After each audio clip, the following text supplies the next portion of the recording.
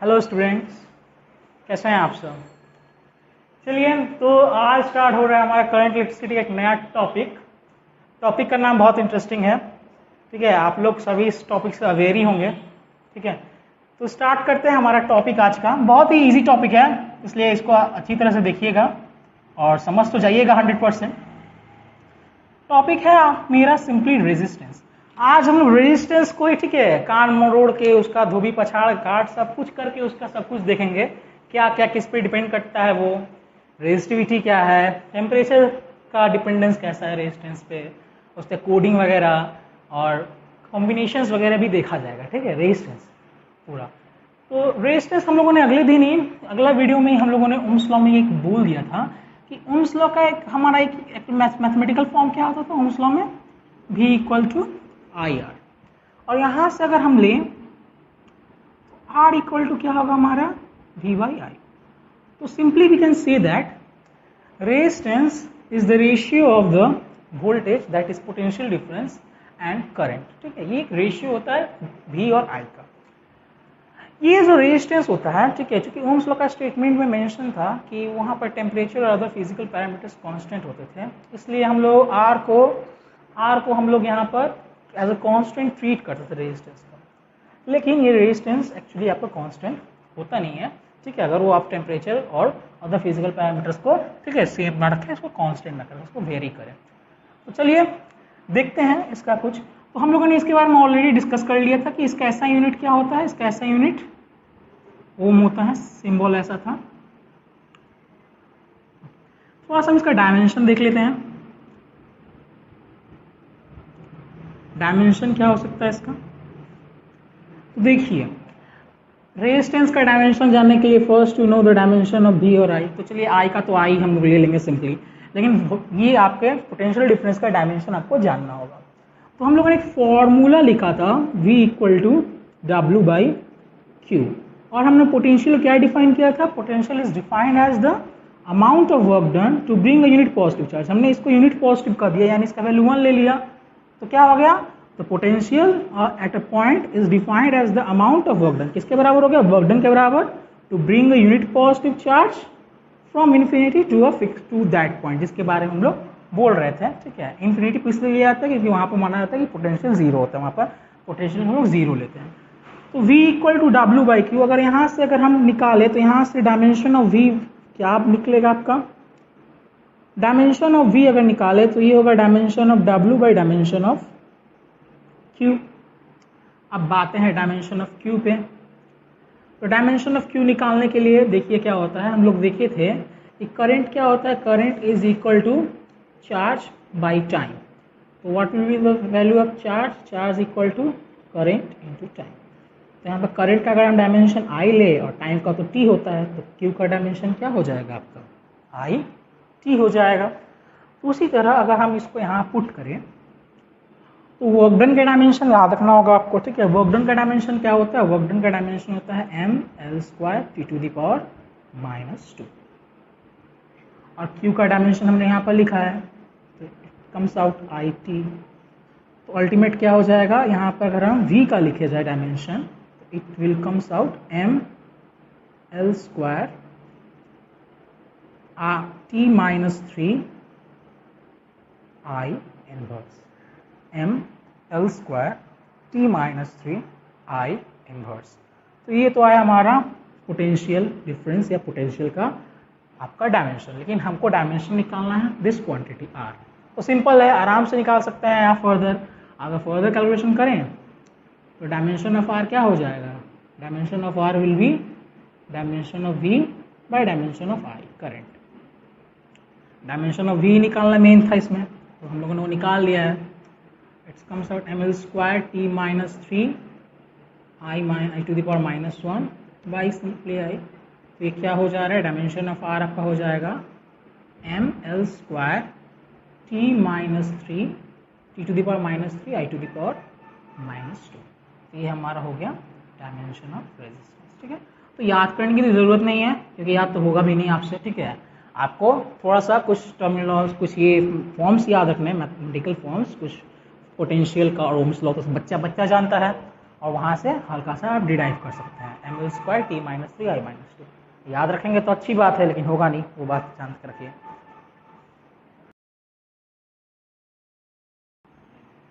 चलिए, तो हमने देख लिया कि रेजिस्टेंस का डायमेंशन क्या होता है, ठीक है। अब हम लोग देख रहे हैं कि थोड़ा सा उसका एक, अब हम लोग देखते हैं कार्बन रेजिस्टर के बारे में।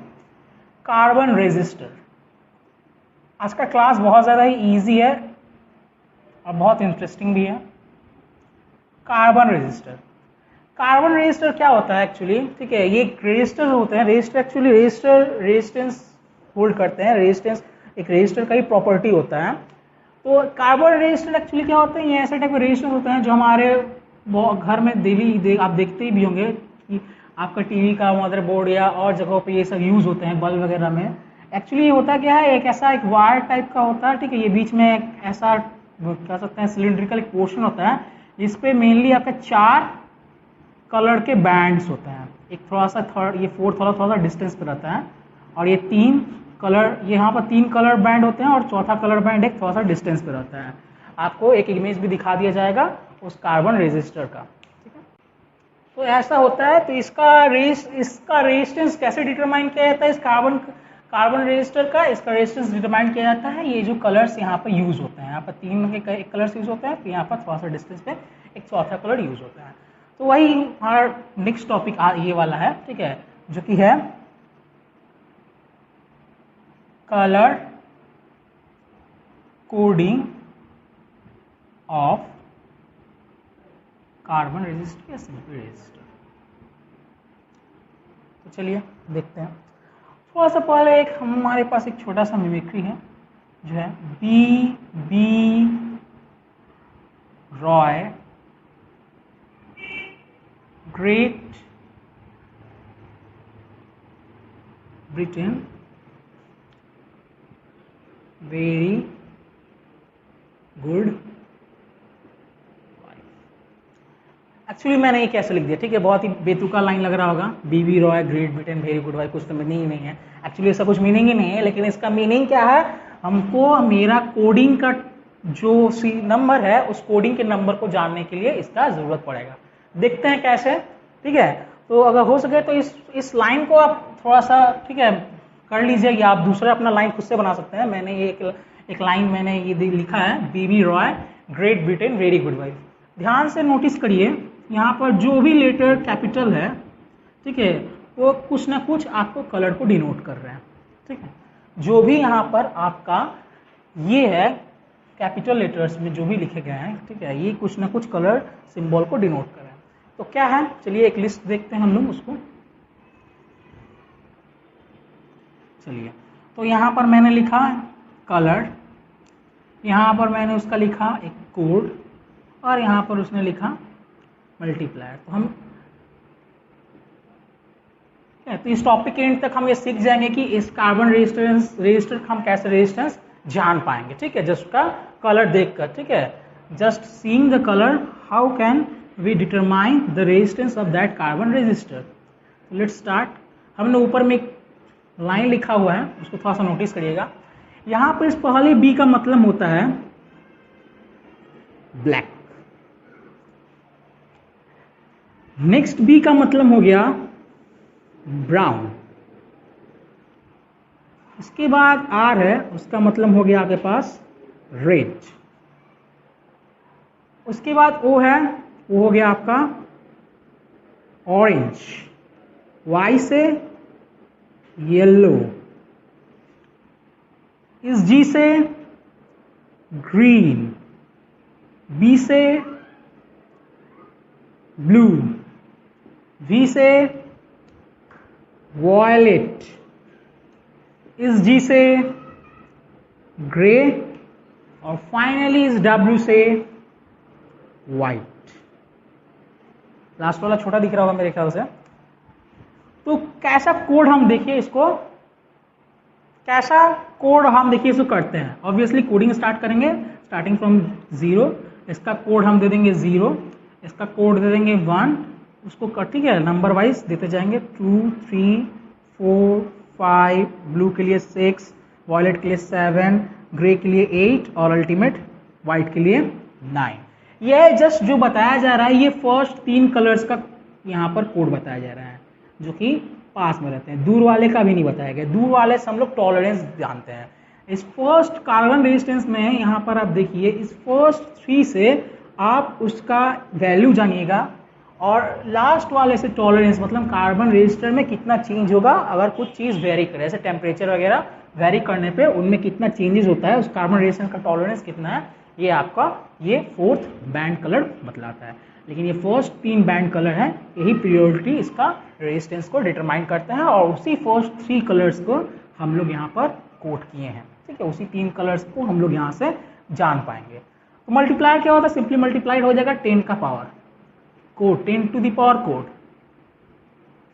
10 का पावर देकर आप कोड।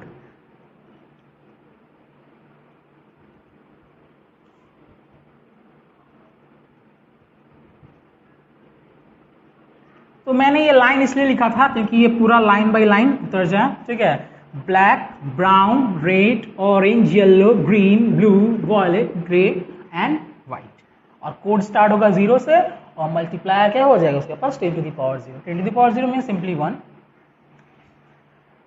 तो चलिए हम लोग देखते हैं और कैसे होता है। तो ये गया, ये जस्ट जो हमने ये चार्ट बनाया, ये जो चार्ट हमने यहाँ बनाया है, ये जस्ट काम करेगा इस first 3 colour bands of colour के लिए। ये रजिस्टर में 4 होंगे तो 3 के लिए आपका ये काम करेगा। अगर किसी कार्बन रजिस्टर में 3 ही दे दिए जाएंगे तो 3 मेनली यही वाले होते हैं, उसमें टॉलरेंस वाला पार्ट नहीं दिया जाता है, लेकिन जनरली 4 होता है एज यूजुअल। तो आप इसको नोट डाउन कर लीजिए। ओके, चलिए, तो ये चार्ट तो हमको लगेगा, तो इसलिए जस्ट हम इसका ये नहीं पोर्शन इरेज करेंगे, हम जस्ट इसका ये पोर्शंस को इरेज कर देंगे।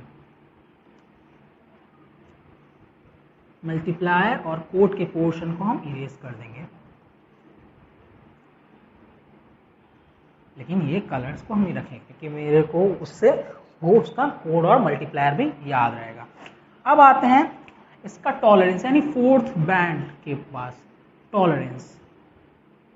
टॉलरेंस मतलब क्या होता है, कितना चेंज हो सकता है उसमें। तो टॉलरेंस के लिए हम लोग ये कुछ ही कलर्स का यूज करेंगे। इसी कलर से जनरली आपका हो सके तो आ जाए। टॉलरेंस को परसेंटेज में लिखते हैं, परसेंटेज में डिनोट किया जाता है कलर्स के लिए। तो रेड कलर एक है, रेड, रेड का परसेंटेज टॉलरेंस क्या होता है, ±2%। रेड के बाद आपका आता है गोल्ड, गोल्ड के लिए होता है 5%, सिल्वर के लिए होता है ये 10%, और अगर कोई नहीं रहता है, जैसे हम बोले कि मान लीजिए 3 ही कलर हो, ठीक है, नो कलर, या अगर वाइट हो, तो उस टाइम पे कितना होता है टॉलरेंस आपका 20% होता है। ठीक है, तो एक्चुअली टॉलरेंस क्या है, हमने कहा कि जो ये कार्बन रेजिस्टर बनते हैं, रेजिस्टर जो बनते हैं, इसका जो रेजिस्टेंस होता है टेम्परेचर डिपेंडेंट रहता है, ठीक है, और अदर चीज़ के ऊपर डिपेंड करता है। तो हमने बनाया, मान लीजिए रेजिस्टेंस बनाया 100 ओम का, लेकिन एक्चुअली जो कार्बन रेजिस्टेंस हमने 100 ओम का बनाया वो 100 ओम जनरली देता ही नहीं है, वो 98, 95, 96, कभी मोर देन 100 देता है। तो वो टॉलरेंस ही उसका बताता है कि उसमें चेंजेस कितने हो सकते हैं। इसलिए लास्ट का कलर जो दिया जाता है वो बतलाता है कि इस जो कार्बन रेजिस्टेंस बनकर हुआ है, यहाँ पर बन गया, फॉर्म हो चुका है, यहाँ पर कितना चेंजेस उसके रेजिस्टेंस में आएंगे, और इसका यूज करके हम उस कार्बन रेजिस्टेंस का रेंज भी लिख पाएंगे। ठीक है, तो चलिए देखते हैं कैसे हो सकता है। तो सपोज चलिए एक एग्जाम्पल लेते हैं। सबसे पहले एक एग्जाम्पल से स्टार्ट करते हैं हम लोग।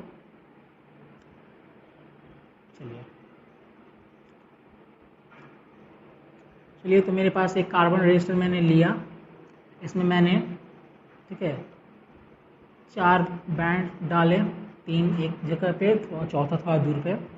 चलिए मैंने इसको ले लिया, ये मेरा ग्रे है, ये बैंड मेरा ब्लू है, ये वाला रेड है, और ये वाला गोल्ड। तो एक्चुअली कैसे होता है, ठीक है, तो पहले 2 का हम कोड लिखते हैं, पहले 2 कलर्स का हम कोड लिखेंगे, थर्ड वाले का हम मल्टीप्लायर लिखकर इनटू करेंगे और लास्ट में जो अलग से बैंड है, जो टॉलरेंस बैंड है, उसका तो यहाँ से हम लोग रेट, जैसे गोल्ड के लिए कितना है, गोल्ड के लिए आपका 5% का वेरिएशन होगा उसमें। तो ग्रे आते हैं, तो ग्रे हमारा यहाँ पर है। ग्रे के लिए हम लोगों ने कोड यूज किया था 8, तो यहाँ पर हो जाएगा 8। ब्लू के लिए हमने कोड यूज किया था आपका 6, तो यहाँ पर हो गया ये 6। थर्ड वाले का इंटू देखो मल्टीप्लायर लिखते हैं, तो रेट का मल्टीप्लायर कितना था आपका, रेट का मल्टीप्लायर था 10⁻², यानी 100। और गोल्ड है यानी इसका टॉलरेंस कितना, इसका वेरिएशन कितना है, ±5%। यानी यहां पर जो मेरे पास कार्बन रेजिस्टर था जिसका कलर्स कौन क्या थे, बैंड कलर क्या था, ग्रे, ब्लू, रेड और एक गोल्ड था, उसका अल्टीमेट रेजिस्टेंस कितना आया आपका, इतना ओम आया। उसका रेजिस्टेंस का वैल्यू कितना है, उस कार्बन रेजिस्टर के रेजिस्टेंस का वैल्यू आया 8600 ±5%। यानी इसमें 5% कम भी हो सकता है और 5% ज़्यादा भी हो सकता है। तो आपको यहाँ से अगर पूछा जाए कि रेंज क्या है इसका, what is the range of that carbon resistor, तो रेंज अगर आपको बोलना है तो ये तो हो गया मेरे 8600 में, आप पहले 5% ऐड कर दीजिए, 8600 में से 5% आप माइनस कर दीजिए, तो what will be the value of 5% of 8600, 430। यानी इसमें 430 आपका बढ़ जाएगा,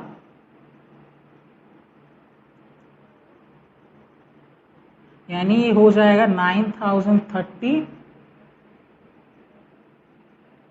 टू 430। इसमें से अगर हम घटा दें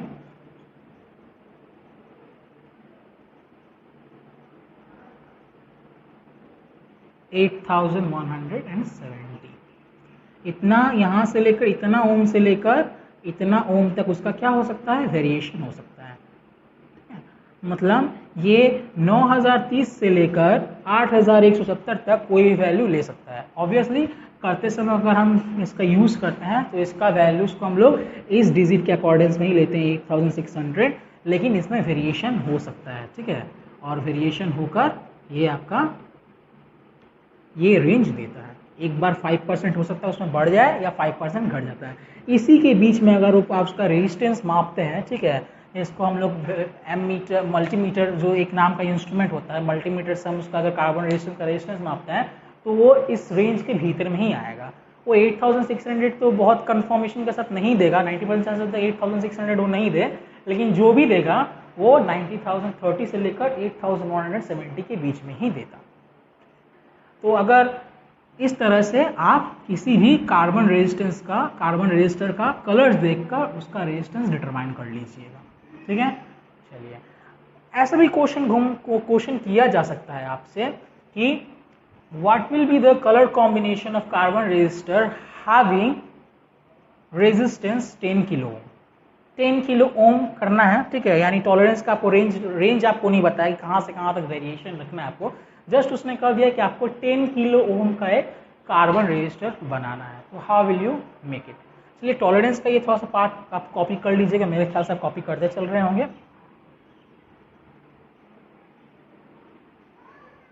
चलिए, तो अगर हमको बनाना हो, ठीक है, क्या बनाना हो हमको, 10 किलो ओम का कार्बन रेजिस्टर हो और उसका हमको कलर कॉम्बिनेशन पूछा जाए। 10 किलो ओम कार्बन रेजिस्टर का कलर कॉम्बिनेशन अगर पूछा जाए, ठीक है, हम फर्स्ट 3 के ऊपर ही अपना करेंगे, टॉलरेंस हम नहीं देंगे, टॉलरेंस के बारे में भी हम यहाँ पर नहीं देखेंगे जब हमको 10 किलो ओम के बारे में बोला जाए। तो 10 किलो ओम यानी कितना हो गया, इसका रेजिस्टेंस होना चाहिए आपका 10,000 ओम होना चाहिए। तो देखिए, अगर हम इसको लिखें ठीक तरह से, तो फर्स्ट हमको 2 नंबर्स चाहिए, तो फर्स्ट 2 नंबर्स मैंने 1 0 लिया, उसके बाद हमको मल्टीप्लायर चाहिए, तो what will be the multiplier. तो मल्टीप्लायर आपका हो जाएगा यहाँ पर देखिए 10⁻3, ठीक है। तो फर्स्ट 3 कलर हम बता सकते हैं कि उस कार्बन रेजिस्टेंस का क्या होगा। 1 किसके लिए आता है, 1 आपका आ गया ब्राउन के लिए कोड, पहला 2 कोड होता है, तीसरा वाला मल्टीप्लायर होता है मल्टीप्लाई करके। 0 किसका कोड होता है? 0 होता है ब्लैक का। और 10 to the power 3, 10 to the power 3 किसका कोड होता है? ये होता है मल्टीप्लायर होता है। 10 टू द पावर 3 किसका मल्टीप्लायर होता है? ये होता है आपके ऑरेंज का। तो अगर आपको एक 10 किलो ओम का कार्बन रेजिस्टेंस बनाना है, ठीक है, तो उसका कलर कॉम्बिनेशन ये एक पॉसिबल है कि ये हो सकता है, ठीक है, ब्राउन, ब्लैक और ऑरेंज। तीसरा वाला उसकी टॉलरेंस को, उसके वेरिएशन को डिटरमाइन करेगा। लेकिन सिंपली अगर आपसे 10 किलो कहा जाए तो we will think about just third 3 bands, ठीक है, ये 3 बैंड्स तक हम लोग, 3 बैंड के कलर तक हम लोग अपने को, ठीक है, लिमिटेड रखेंगे। फोर्थ के लिए हम टॉलरेंस पे नहीं जाएंगे। लेकिन जनरली एग्जाम में क्वेश्चंस इसी तरह से आते हैं, आपको एक कार्बन रेजिस्टेंस दे दिया जाएगा और उसमें 4 दे दिए जाएंगे कलर, और आपको उसका रेंज, जनरली उसका रेंज आपसे पूछता है, ठीक है। तो रेंज निकालना हम लोगों ने यहाँ से, तो ये गया colour coding of carbon resistance. बहुत ही इजी टॉपिक हुआ होगा मेरे ख्याल से। वो आप लाइन जो मैंने फॉर्म किया था, BB Roy Great Britain very good wife, वो आपको अपने मन से आप फॉर्म कर सकते हैं इसका कलर्स का सीक्वेंस याद रखने के लिए, ठीक है। कलर्स का सीक्वेंस याद रखेंगे तो कोड और मल्टीप्लायर वहीं से आ जाएगा। और हमने यहाँ पे कुछ स्पेसिफिक कलर्स का ही, ठीक है, टॉलरेंस लिखा है, जो कि एग्जाम्स में ज़्यादातर 4th बैंड की जगह पे यही सब दिया जाता है। अदरवाइज और भी सारे कलर्स होते हैं यहाँ पर, ब्राउन भी होता है, येलो भी होता है, तो और भी सारे कलर्स यहाँ पर होते हैं। लेकिन हमने जनरली उन 4 कलर्स को लिया है, लास्ट में नो कलर है या वाइट भी वहाँ पर हो सकता है, जो जनरली आपके एग्जाम्स में एग्जाम्स रिलेटेड वेरिएशंस के ऊपर दिए जाते हैं, ठीक है। लेकिन फर्स्ट 3 वाला ही हमारा मेन पर्पस को फुलफिल करता है। चलिए आगे बढ़ते हैं।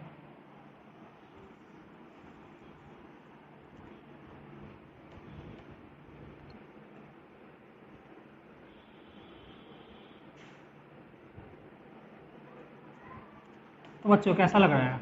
अच्छा लग रहा है? अरे अच्छा क्यों नहीं लगेगा, लगना ही चाहिए, सबको अच्छा लगना चाहिए। कोई हमसे पूछता है तो हम बोलते हैं ना अच्छे हैं, कोई खबर फोन में पूछता है तो हमेशा क्या बोलते हैं? अच्छे हैं। कोई थोड़ी ना बोलता है खराब है, खराब रहते हैं तब भी नहीं बोलते खराब है। चलिए अब हम लोग आते हैं यहाँ के मेन टॉपिक, जहाँ से बहुत ज़्यादा चांसेस होते हैं कि आपका एक क्वेश्चन तो पूछ ही डाले, मेनली न्यूमेरिकल्स, ठीक है। तो जनरली वो चांसेस होते हैं कि एक तो क्वेश्चन यहाँ से पूछ ही डालेगा, ठीक है, यहाँ तो एकदम खड़ा है, एकदम चांस है पूछ डालने का। चलिए वो टॉपिक देखते हैं। वो टॉपिक है हमारा स्पेसिफिक रेजिस्टेंस या रेजिस्टिविटी।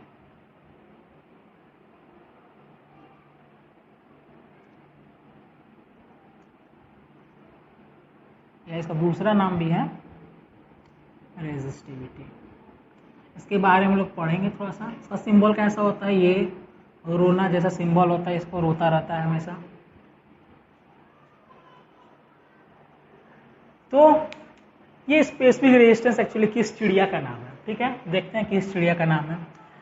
तो मैंने कहा था, मैं शुरू से ही कहता चला रहा हूँ कि जो रेजिस्टेंस होते हैं किसी भी कंडक्टर, हम लोग यहाँ पर इस चैप्टर में करंट इलेक्ट्रिसिटी के चैप्टर में हम लोग मेनली कंडक्टर के बारे में डील कर रहे हैं। किसके बारे में डील कर रहे हैं? कंडक्टर के बारे में डील कर रहे हैं। तो कंडक्टर के लिए या किसी भी और सब्सटेंस के लिए, किसी भी और टाइप के मटेरियल के लिए रेजिस्टेंस क्या होता है? उसके टेम्परेचर, उसका लेंथ, उसका ब्रेथ, उसका रेडियस, उस पर डिपेंड करता है। अगर देखा जाता है फॉर मेटल्स, देखा जाता है कि अगर टेम्परेचर कांस्टेंट रहे, एट कांस्टेंट टेम्परेचर, अगर आप टेम्परेचर कांस्टेंट, टेम्परेचर को भी यहाँ से भी हम दूर रखें, एट कांस्टेंट टेम्परेचर, टेम्परेचर को अगर हम अभी थोड़ा सा साइड में रखें, तो देखा जाता है कि अगर आप 2 वायर ले रहे हैं, ठीक है, 2 वायर ले रहे हैं सेम मटेरियल का बना हुआ, चलिए आप मान लीजिए कॉपर का ही ले रहे हैं, तो एक वायर हमने लिया है, ठीक है, जिसका लेंथ है L और area of cross section, area of cross section अब क्या है? तो आप में लीजिए मेरा ये पेन है, ठीक है, ये एक वायर है, सपोज इतना तो मोटा नहीं होगा, हो भी सकता है, होता भी है इससे भी मोटा मोटा वायर। तो क्रॉस सेक्शनल एरिया क्या है? लेंथ तो समझ गए, लेंथ तो ये हो गया। क्रॉस सेक्शनल एरिया क्या होता है? जब हम वायर को काटे तो उसका जो ये पार्ट दिखाई पड़ता है, ये देखिए ये जो पार्ट दिखाई पड़ रहा है, यही हमारा है क्रॉस सेक्शनल एरिया, ठीक है। तो ये देखिए क्या है कि एक सर्कुलर पोर्शन जनरली है, तो इसका एक रेडियस होगा, यह डायमीटर होगा। तो चलिए इसका ये क्रॉस सेक्शनल एरिया का सपोज मैंने रेडियस कंसिडर कर लिया R, यानी cross sectional area simply R के रिस्पेक्ट में कुछ आएगा तो ए आएगा। मैंने एक दूसरा वायर लिया जिसका रेडियस ऑफ क्रॉस सेक्शन यानी क्रॉस सेक्शनल एरिया यानी ए को तो मैंने कांस्टेंट रखा, लेकिन लेंथ को मैंने क्या कर दिया, दुगुना कर दिया। ठीक है, मटेरियल सेम है, मैंने क्रॉस सेक्शनल एरिया को भी सेम रखा, बस लेंथ को दुगुना कर दिया। तो देखा जाए, ऑब्जर्व किया गया, टेम्परेचर ऑब्वियसली कांस्टेंट होना चाहिए। तो देखा गया कि क्या होता है, इसका जो रेजिस्टेंस था, अगर इसका रेजिस्टेंस R था तो इसका रेजिस्टेंस क्या हो जा रहा है, ट्वाइस ऑफ R हो जा रहा है। ठीक, यानी जैसे जैसे लेंथ बढ़ा, मैंने लेंथ बढ़ाया, रेजिस्टेंस भी क्या हो गया, डबल हो गया। यानी कांस्टेंट टेम्परेचर पे, ठीक है, रेजिस्टेंस किस पे डिपेंड करता है, रेजिस्टेंस ऑफ ए कंडक्टर या कंडक्टिंग वायर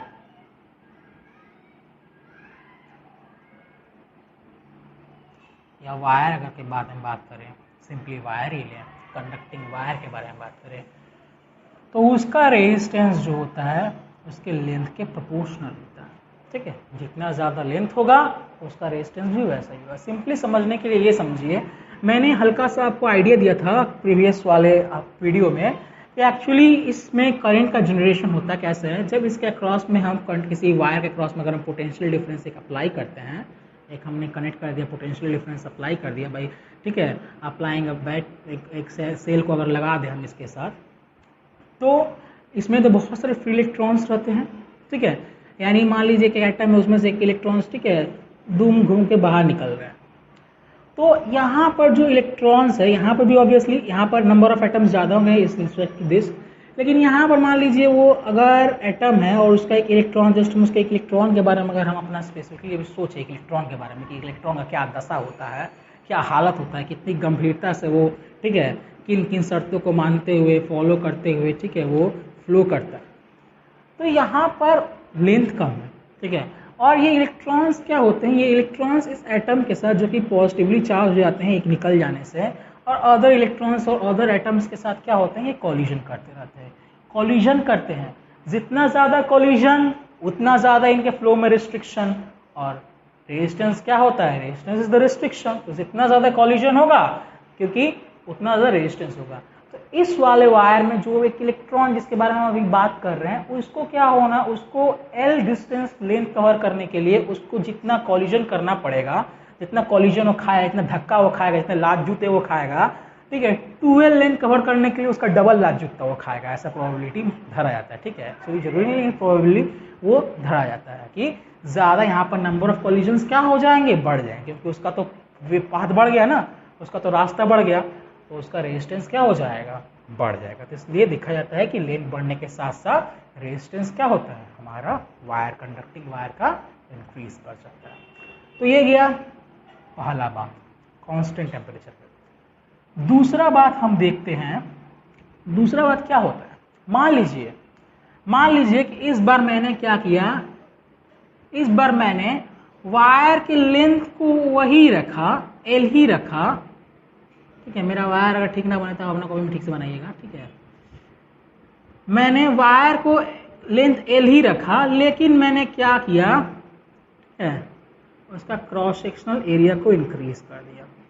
लेंथ को तो L ही रखा ना, लेकिन क्रॉस सेक्शनल एरिया को मैंने क्या कर दिया, इस बार सपोज मैंने दुगुना कर दिया, 2 टाइम्स A कर दिया क्रॉस सेक्शनल एरिया को। तो अब क्या है, ठीक है, तो क्रॉस सेक्शनल एरिया को जब कम बढ़ा दिया जाता है तो ये देखा जाता है कि जब उसका हम क्रॉस सेक्शनल एरिया को इंक्रीज कर दे रहे हैं तो वहाँ पर उसका रेजिस्टेंस क्या हो जाता है,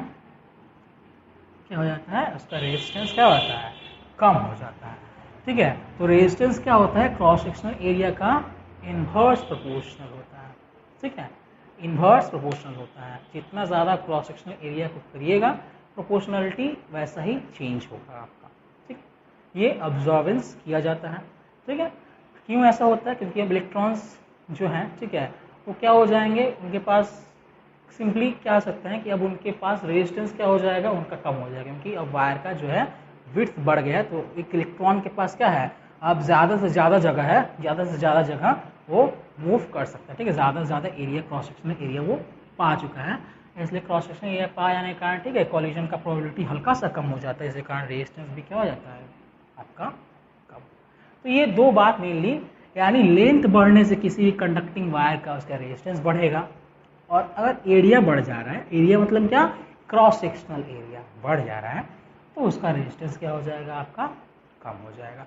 कौन से कंडीशन पे, कांस्टेंट टेम्परेचर कंडीशन पे। टेम्परेचर को भी हम नहीं लाए हैं, टेम्परेचर लाएंगे तो बहुत बड़ा खिचड़ी बनेगा, इसलिए नहीं लाएंगे। अगर हम इन दोनों को कंबाइन करें, ये दो कंडीशन को, इन्हीं दो कंडीशन को बेस करके अगर हम इसको कंबाइन करें, तो हम देखते हैं कि आर क्या हो रहा है, प्रोपोर्शनल टू हो रहा है एल बाई ए हो रहा है।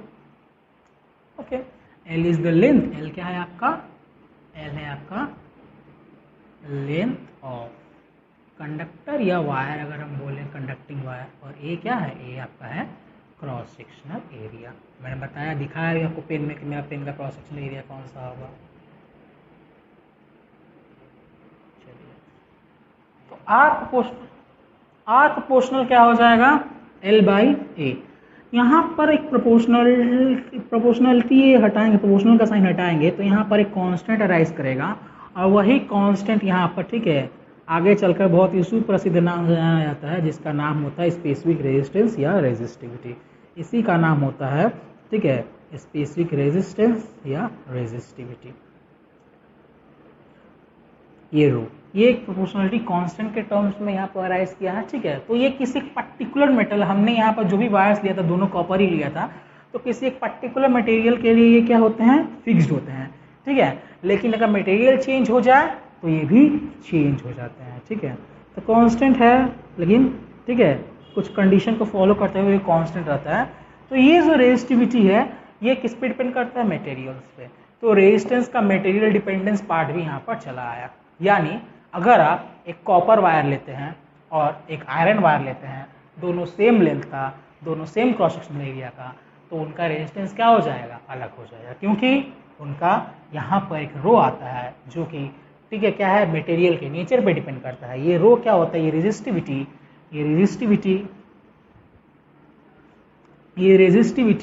रो जो होता है, ये आपका होता है, ये जो रेजिस्टिविटी होता है, रेजिस्टिविटी रो, ये आपका होता है, ठीक है। किस पे डिपेंड करता है, ये डिपेंड करता है,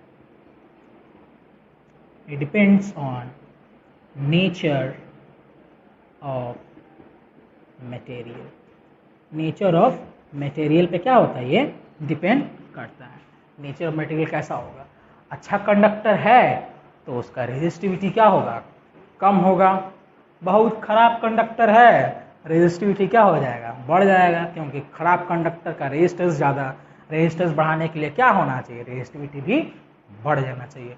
तो रेजिस्टिविटी यहाँ पर जो टर्म अराइज किया, वो मेनली डिपेंड करता है आपका मटेरियल का नेचर कैसा है, उस पर डिपेंड करता है। हाँ, इसका टेम्परेचर डिपेंडेंस भी है, जो हम लोग बाद में चलकर देखा जाएगा। तो चलिए, आप इसको कॉपी करते हुए चल रहे मेरे ख्याल से। चलिए मूव करते हैं, मूव नहीं करते हैं, आप बैठे रहिएगा, ठीक है, आप वीडियो देखते ही रहिएगा, ठीक है, ऐसा बोलने के लिए बोला जाता है। चलिए, तो हमारे पास एक रिलेशन मिला,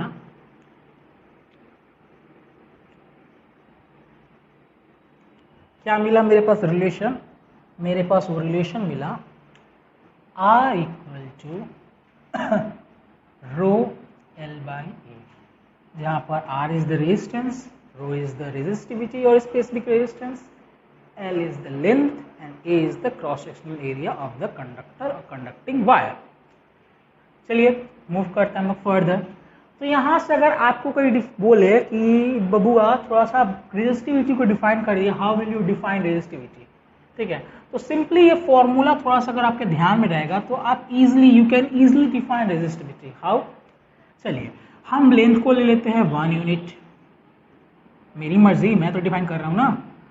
क्रॉस सेक्शनल एरिया को ले लेते हैं 1 यूनिट, तब क्या हो जाएगा, अगर यहाँ पर ये कंडीशन फॉलो करे, अगर लेंथ 1 यूनिट हो जाए कंडक्टर का, एरिया क्रॉस सेक्शनल एरिया भी 1 यूनिट हो जाए, तो रेजिस्टेंस क्या हो जाएगा, रेजिस्टेंस किसके बराबर हो जाएगा, रेजिस्टेंस आपका ये रो, ठीक है, के बराबर हो जाएगा। तो क्या हो जाएगा, तो अब क्या बोल सकते हैं कि resistivity resistivity is the resistance of a conducting wire having length of 1 unit and cross sectional area is also 1 unit. जब किसी कंडक्टिंग वायर का लेंथ और क्रॉस सेक्शनल एरिया क्या हो जाएंगे, यूनिट हो जाएंगे. एसआई में ले रहे हैं तो मीटर ले लेंगे, 1 मीटर लेंथ हो जाएगा और 1 metre square cross sectional area अगर हो जाएगा वायर का, तो उस वायर का जो रेजिस्टेंस होगा वही क्या होगा, उसका रेजिस्टिविटी को डिनोट करेगा. ठीक है, चलिए. तो यहाँ से हम लोग अगर निकालना चाहें तो ये R इक्वल टू रो नहीं है, ये कंडीशन को फुलफिल कर रहा है. ठीक है, तो resistivity is the resistance of the material having length 1 unit and cross sectional area is also 1 unit. ठीक है, तो यहाँ से हमको अगर पूछा जाए कि इसका यूनिट क्या है, यूनिट ऑफ रेजिस्टिविटी क्या होता है, इसका यूनिट ऑफ रेजिस्टिविटी.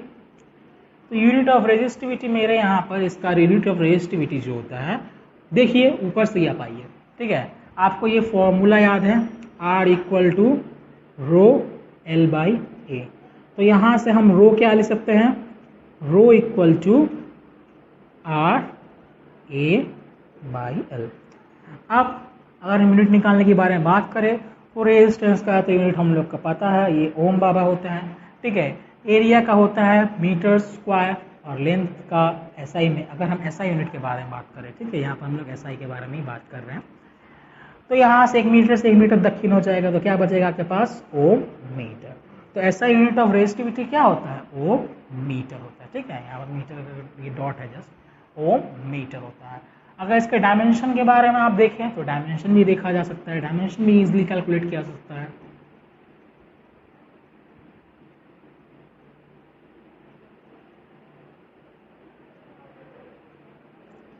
कैसे डायमेंशन आप इजीली कैलकुलेट कर सकते हैं, फॉर्मूला से. और कहाँ से भाई,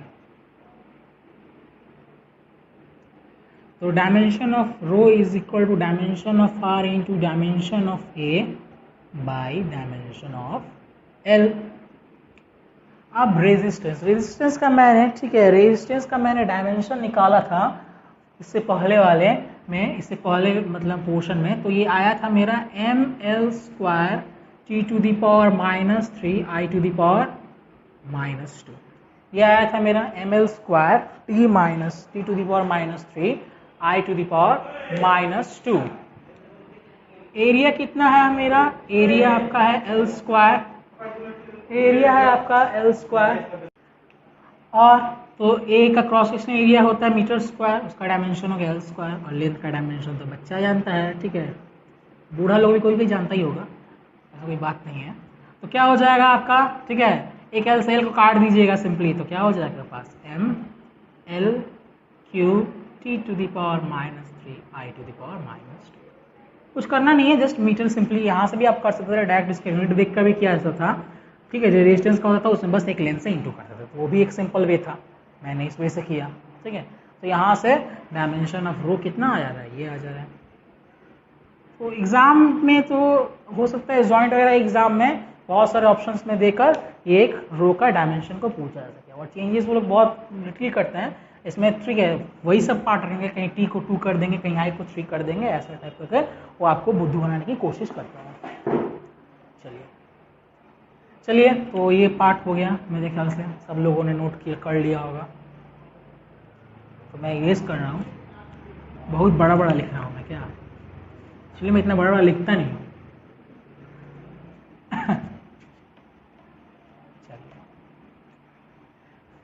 ओके, तो हम लोग कुछ अब न्यूमेरिकल्स करते हैं उसके बेसिस पे. ठीक है, क्योंकि हमने कहा था कि यहाँ से रेजिस्टिविटी वाले पार्ट में मेनली आपका न्यूमेरिकल्स आता है.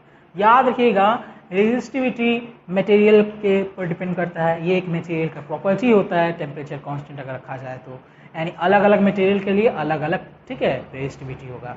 रेजिस्टिविटी का वैल्यू अच्छे कंडक्टर के लिए कम होता है और अच्छे कंडक्टर जो नहीं होते हैं, यानी जो खराब होते, खराब नहीं मतलब जो नॉन कंडक्टर या हल्का सा सेमी कंडक्टर टाइप के होते हैं, उनका रेजिस्टिविटी होता है कुछ ज़्यादा होता है विथ रिस्पेक्ट टू कंडक्टर का. तो चलिए एक न्यूमेरिकल हम लिखते हैं. तो देखिए स्टूडेंट्स, मैंने, ठीक है, पॉज करके एक क्वेश्चन लिख दिया है. चलिए क्वेश्चन को पढ़ लेते हैं. क्या है क्वेश्चन, एक्चुअली बोला आपको find the resistance of a copper wire copper wire का रेजिस्टेंस निकालने के लिए कह दिया है, ठीक है। कितना है लेंथ उसका 30 मीटर है, डायमीटर कितना है उसका 1 mm माने 1 मिलीमीटर है, और देखिए हमको क्या दे दिया गया है, रेजिस्टिविटी दे दिया गया है। रेजिस्टिविटी कितना है 1.7 × 10⁻⁸ ओम मीटर। तो हमको क्या निकालना है, we have to find the value of R, resistance निकालना है। तो चलिए कैसे करते हैं, बहुत ही इजी क्वेश्चन है ये, बहुत ही इजी क्वेश्चन है। लेंथ ऑफ वायर कितना है, वह 30 मीटर,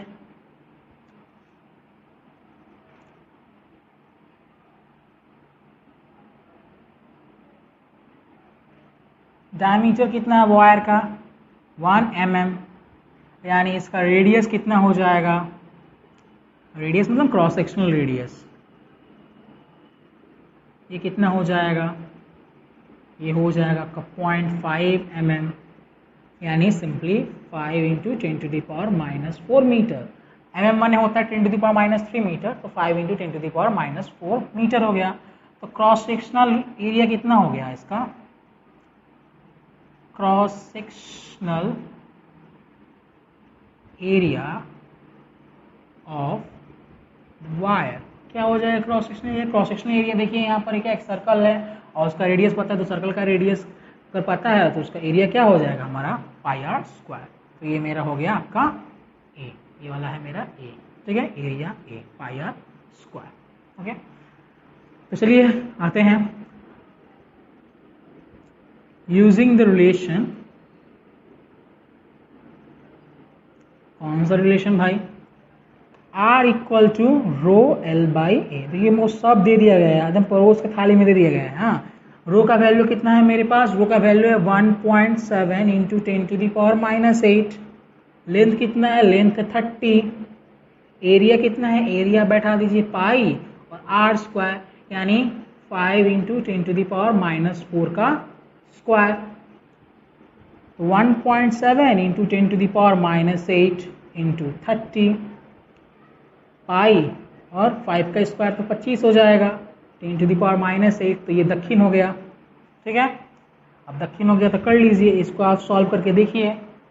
सिंपली अगर आप इसको सॉल्व कर रहे हैं, पाई का वैल्यू 22/7 ले लेंगे अगर आप, तो आपका आंसर करीब करीब, अगर आप इसको सॉल्व करेंगे तो ये करीब करीब आपका आएगा। तो इसका हम लोग कर कैलकुलेशन करेंगे तो अप्रॉक्स इसका अगर देखिएगा, अप्रॉक्स देकर 0.65, और चूंकि रेजिस्टेंस है तो इसका यूनिट क्या होगा आपका ओम होगा। तो ये 30 मीटर लंबा वायर, ठीक है, 30 मीटर लंबा देख लीजिए, सोचिए कितना बड़ा होगा, ये लगभग 0.65 मतलब लगभग आधा के करीब में है, इतना कम ओम ये रेजिस्टेंस ऑफर कर रहा है। दैट्स मीन दैट कॉपर अच्छा कंडक्टर है, रेजिस्टेंस कम हो रहा है, तो कॉपर क्या है, एक बहुत ही अच्छा फेमस कंडक्टर है, हम लोग जानते ही हैं। चलिए, तो ये मेरा हो गया आंसर। तो रेजिस्टेंस कितना हो गया मेरा, रेजिस्टेंस जो हमको निकालने के लिए बोला था, ये रेजिस्टेंस ये हो गया मेरा 0.65 ओम, ठीक है। यहाँ पर बच्चे बोले क्रॉस सेक्शन एरिया, तो क्रॉस सेक्शन एरिया ये चूंकि क्रॉस सेक्शन क्या है, एक सर्कल है, तो उसका रेडियस हो जाएगा πr²। तो वो πr² का वैल्यू को यहाँ पुट करके सिंपली आप कैलकुलेट कर सकते हैं। चलिए चलते हैं नेक्स्ट क्वेश्चन की तरफ में। चलिए, तो वो तो हमने एक क्वेश्चन देखा, आंसर आया 0.65 ओम, बहुत कम रेजिस्टेंस, ठीक है, यानी अच्छा कंडक्टर है, 30 मीटर सोच रहे लेंथ भी है। नेक्स्ट क्वेश्चन हम लोग लिए हैं, ठीक है, उसी पे फॉर्मूला बेस्ड करके। अब मेटेलिक वायर है, 10 मीटर लेंथ है उसका, हैज अ रेजिस्टेंस ऑफ 5 ओम, 5 ओम उसका रेजिस्टेंस है। If the wire is now stretched, खींच रहे हैं वायर को जोर लगाकर, so that the length is double, length क्या हो गया उसका डबल हो गया। तो पूछा है कि what happens to the value of resistance, resistance का वैल्यू क्या कैसे चेंज होगा। अगर ये क्वेश्चन आपका मेंस में दे, जिसमें एमसीक्यूज वगैरह देते हैं, ठीक है, या वेस्ट बंगाल जॉइंट, अगर कोई भी आप जॉइंट एग्जाम दे रहे हैं, तो उसमें तो बड़ा सा कैलकुलेशन आप नहीं करिएगा, चलिए 12th के लिहाज से आप कर सकते हैं। लेकिन अगर डायरेक्ट आपको आंसर पाना है तो एक शॉर्टकट फॉर्मूला पहले हम बता दें, जो होता है आपका जो न्यू रेजिस्टेंस होगा, इसको अगर हम R2 बोले, न्यू रेजिस्टेंस, वो क्या होगा n² R1 होगा, n² R1, R1 is the, ठीक है, प्रीवियस रेजिस्टेंस, ठीक है, तो N इज द, ठीक है, कितना गुना बढ़ा है, N is the number of times, तो डबल हो गया है, तो 2 गुना यानी 2 का स्क्वायर। पहले का रेजिस्टेंस कितना है, पहले का रेजिस्टेंस, कहाँ का रेजिस्टेंस, यहाँ पर है 5, यानी कितना, gets comes out to be 20 ohm. तो यानी इस बार जो मेरा रेजिस्टेंस होगा उसका कितना हो जाएगा, 20 ओम। अब इतना ही करके, ये तो मेंस वगैरह के लिए छोटा सा आपको टिक मारना है, एमसीक्यू में मार दिया धड़ाक से टिक, 20 ओम आ गया, ठीक है, ये लेंथ काम को जरूरत ही नहीं पड़ा, ठीक है, बस क्या जरूरत पड़ा, हमारा कितना डबल हुआ है और प्रीवियस रेजिस्टेंस कितना था, इनिशियल रेजिस्टेंस, बस बना दिया। लेकिन यहाँ पर करने के लिए अगर आप 12 के लिहाजे से करिएगा, 12 क्लास में अगर आपका ये न्यूमेरिकल आ जाए और ये न्यूमेरिकल आ जाए, एमसीक्यू ना रहे, ठीक है, जस्ट करना रहे आपको और ये 3-4 मार्क्स के लिए, तो कैसे करते हैं इसको थोड़ा सा देखिए। अगर डायरेक्ट है तो डायरेक्ट भी किया जा सकता है, 1 मार्क्स के लिए तो वैसा ही मेथड लगाएंगे, लेकिन 3-4 मार्क्स के लिए अगर 12th में मिल रहा है आपको तो कैसे करते हैं देखिए। चलिए देखते हैं। तो मेरा क्या है, हम इनिशियल कंडीशन के बारे में बात करें, इनिशियल लेंथ, शुरू का प्रारंभिक लेंथ कितना है, L1 अगर इसको हम बोले तो इट्स कितना है, 10 मीटर है। इनिशियल रेजिस्टेंस कितना है, इनिशियल रेजिस्टेंस, इसको अगर हम R1 बोले तो ये मेरा है 5 ओम। चलिए हम मान ले रहे हैं कि मेरा initial cross sectional area of wire जो होगा, initial cross sectional area of wire, ये हम सपोज कर ले रहे हैं कि ये मेरा A1 है, लेट्स से ये है, ठीक है। बात सुनिए, मान लीजिए ये वायर है जिसके बारे में बात कर रहे हैं, इसको जब हम स्ट्रेच करेंगे, इसको खींचेंगे, खींचने से क्या हो जाएगा, इसका लेंथ तो बढ़ेगा लेकिन इसका मोटाई कम हो जाएगा, ये उतना ज़्यादा मोटा नहीं रहेगा, ठीक है। तो इसका क्रॉस सेक्शनल एरिया क्या हो जाएगा, जब इसको खींच के एकदम, इसी को खींच के एकदम बहुत दम लगा खींचे, ठीक है, खिंचाएगा तब भी नहीं है, तो क्या हो जाएगा उस टाइम पे, इसका क्या हो जाएगा, लेंथ बढ़ जाएगा लेकिन क्रॉस सेक्शनल एरिया क्या हो जाएगा, इसका मोटाई कम हो जाएगा, क्रॉस सेक्शनल एरिया कम हो जाएगा। तो उस टाइम पे cross sectional area will be change, length तो बोल दिया डबल होगा यानी लेंथ भी चेंज है, तो उस टाइम पे न्यू क्रॉस सेक्शनल एरिया आपको या तो निकालना होगा या उसी बेसिस पे आप कुछ मानकर कर सकते हैं, कुछ तो रिलेशन क्रिएट करना होगा। तो क्या रिलेशन हम क्रिएट कर सकते हैं, हम क्रिएट कर लेंगे, वॉल्यूम रहेगा सेम, क्योंकि आपने सेम वायर को ही खींचा है, वॉल्यूम ऑफ द वायर, ये वायर जितना जगह लिया है इसका वॉल्यूम कांस्टेंट रहेगा, जैसे लंबा कर देंगे पतला कर देंगे, जितना जगह घेरा वो तो उतना ही रहेगा ना। तो वॉल्यूम का फॉर्मूला यहाँ पर क्या हो जाएगा, इसके वॉल्यूम का, अगर इसको एक सिलेंड्रिकल शेप में धरे तो इसका फॉर्मूला क्या होता है, cross sectional area into length. तो वॉल्यूम रिमेन्स आर कांस्टेंट रहे तो यहाँ पर cross sectional area into length, ये क्या हो जाएगा आपका वॉल्यूम हो जाएगा, वॉल्यूम इक्वल टू क्या हो जाएगा, क्योंकि एक वायर जो है ये सिंपली, अगर देखिए एक वायर के सपोज में इसको कंसिडर करिएगा तो ये वायर क्या है, एक सिलेंड्रिकल टाइप का है जिसका एक क्रॉस सेक्शनल एरिया होगा और एक लेंथ होगा, तो cross sectional area into length होता है इसका वॉल्यूम। तो यहाँ वॉल्यूम क्या हो जाएगा, क्रॉस सेक्शनल एरिया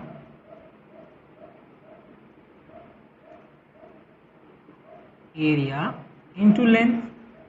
तो चूंकि शुरू वाले का है A1 L1 इतना वॉल्यूम है, तो बाद वाले का भी होगा A2 L2, जहाँ पर 2 किसके लिए है, 2 है, ठीक है, फाइनल वाले के लिए।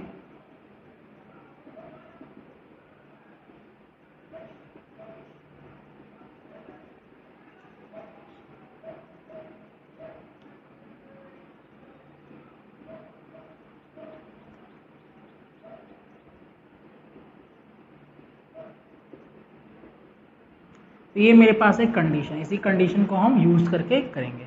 कंडीशन हमको दिया है, एक कंडीशन हमको ऊपर में दे दिया है कि यहाँ पर जो फाइनल लेंथ है वो क्या है, ट्वाइस है इनिशियल लेंथ का। इसको अगर हम इसमें यूज करें, अगर इसको एक में पुट किया जाए तो A1 L1 equal to A2 into L2 के जगह पे सिंपली आप 2L1 लिख देंगे, तो L1 L1 कट जाएगा, तो व्हाट विल यू गेट, ये आप सिंपली पाते हैं कि A1 क्या हो जाएगा, A1 is equal to 2A2, ठीक है। यहाँ से आपने एक रिलेशन निकाला क्रॉस सेक्शनल एरिया के बीच में। अब हम थोड़ा सा अगर क्वेश्चन को इरेज करें, क्योंकि जगह तो नहीं है, तो क्वेश्चन आप लोगों ने शायद लिख लिया होगा, तो क्वेश्चन को लिखते चलिए। क्वेश्चन को आप लिखते चलिए।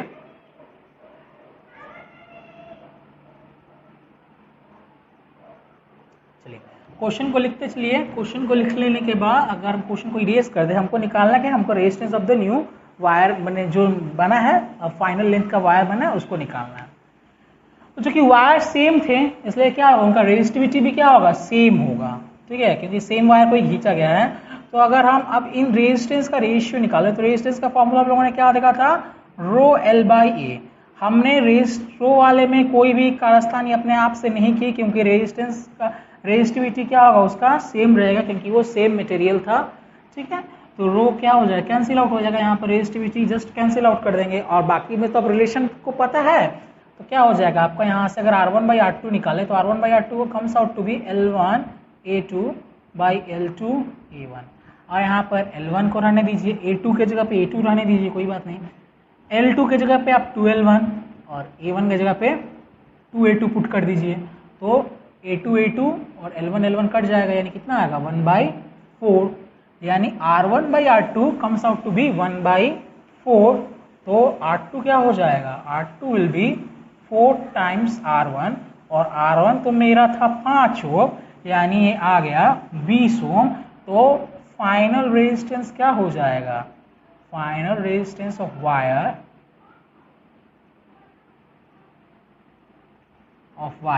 ये क्या हो जाएगा आपका, ये हो जाएगा 20 ओम, 20 ओम, जो कि हमको डायरेक्ट यहाँ से भी आंसर मिल चुका था। परसेंटेज में भी क्वेश्चंस आपके आ सकते हैं, मैंने तो यहाँ पर डबल लिया।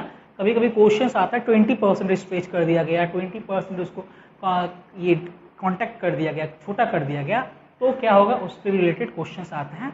मेथड ही फॉलो करते हुए जाना है। अगर आप चाहें तो ये वाला भी मेथड को फॉलो कर सकते हैं इफ क्वेश्चन में अगर MCQs हैं और या 1-2 नंबर के लिए आपको दिया गया है। मेंस वगैरह में तो यही यूज़ करना है। ठीक, चलिए नोट करते चलिए। ये मटेरियल थोड़ा सा इरेज हो गया मेरे से, एक्चुअली सॉल्यूशन यहाँ से स्टार्ट है। इनिशियल लेंथ मेरा 10 मीटर था, इनिशियल लेंथ 10 मीटर था। ठीक है, तो ये आप क्वेश्चन को कॉपी कर लीजिए। और एक क्वेश्चन मैं आपको देता हूं,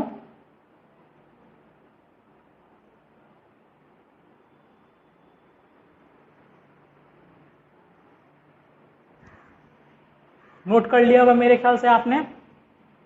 चलिए इसको थोड़ा सा घर पे अलग अलग डाटा लेकर थोड़ा सा प्रैक्टिस करते रहिएगा। मैं आपको एक होमवर्क दे रहा हूं और इस होमवर्क का आंसर एक न्यूमेरिकल दे रहा हूं। उस न्यूमेरिकल का जो आंसर होगा आप कमेंट बॉक्स में अपना कमेंट में उस आंसर को, ठीक है, करिएगा और मैं उसको बाद में चेक कर दूंगा। तो आपके लिए एक होमवर्क है।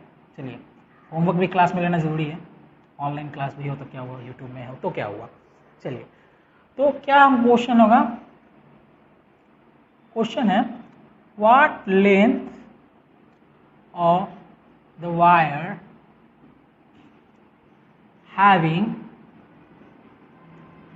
diameter 2 mm, डायमीटर कितना है उसका 2 mm है,